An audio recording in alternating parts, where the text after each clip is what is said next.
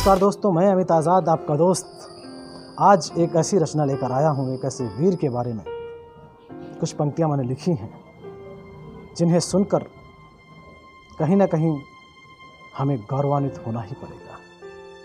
दरअसल ये वो महान शक्ति थे, वो महावीर थे जिनकी हमारे इतिहास ने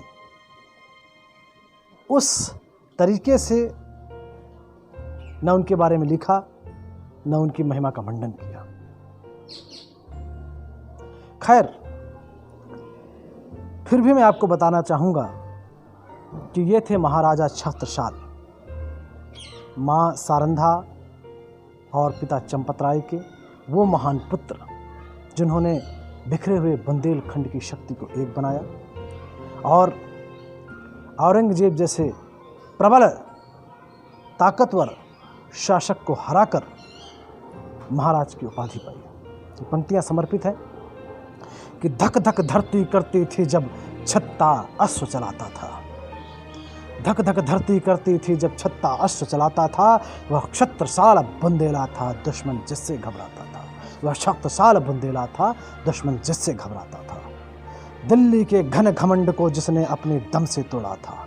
उस समय औरंगजेब का शासन था, केंद्र में दिल्ली में बैठे हुए थे और वो बुंदेलों को, बुंदेलखंड में उनका इतना आतंक था जिससे पूरा बुंदेलखंड त्रस्त था।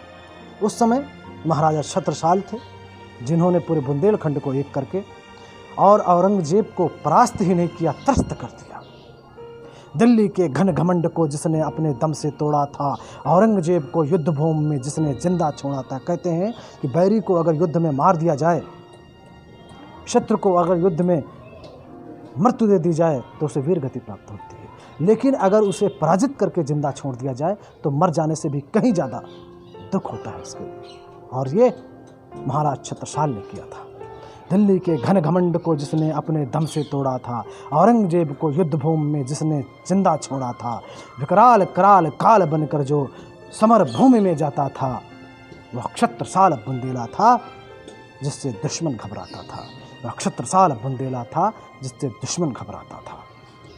निज मातृभूमि की रक्षा हित छत्ता ने कसम उठाई थी। 12 साल की उम्र में माता पिता से अलग होना पड़ा। माता पिता वीर गति को प्राप्त हो गए। किसी अपने सगे संबंधी ने सहयोग नहीं दिया। भटक भटक करके 12 साल की उम्र में वह बच्चा किस तरह से अपनी मातृभूमि के लिए समर्पित होता है। इस मातृभूमि की रक्षा हित छत्ता ने कसम उठाई थी। बस 5 सैनिकों को लेकर लाखों की फौज बनाई थी।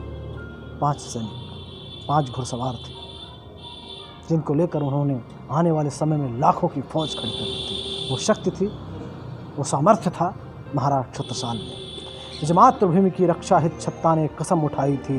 बस 5 सैनिकों को लेकर लाखों की फौज बनाई थी। भादों की नदियां चीर चीर तूफानों से टकराता था। वह छत्रसाल बुंदेला था जिससे दुश्मन घबराता था। वह महाप्राण की सेवा कर आशीष गुरु से लेता था। कहते हैं उनके गुरु का नाम महाप्राण था।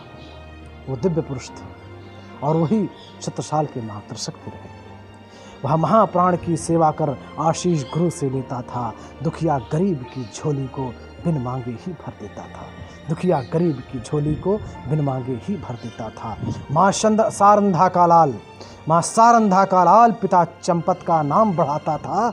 वह छत्रसाल बुंदेला था जिससे दुश्मन घबराता था। वह छत्रसाल बुंदेला था जिससे दुश्मन घबराता था। कहते हैं महाराज छत्रसाल ने अपने जीवन में 52 लड़ाइयाँ लड़ी और एक भी लड़ाई में वो परास्त नहीं हुए। देखिए तो इतने महान योद्धा को हमारे इतिहास ने वह स्थान नहीं दिया जो अन्य योद्धाओं को दिया गया है।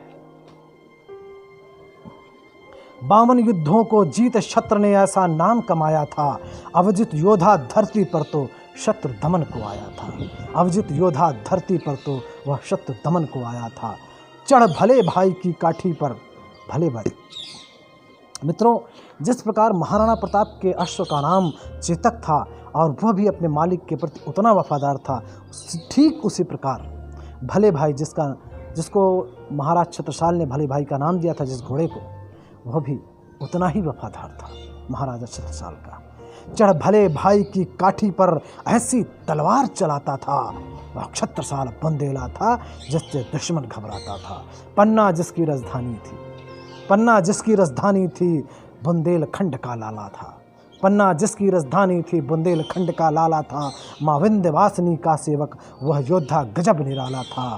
बैरी की नींदें कर हराम जो अपना ध्वज लहराता था, वह छत्रसाल बुंदेला था जिससे दुश्मन घबराता था। वह छत्रसाल बुंदेला था जिससे दुश्मन घबराता था। छत्रसाल महाराज को समर्पित ये रचना। जय हिंद, जय भारत।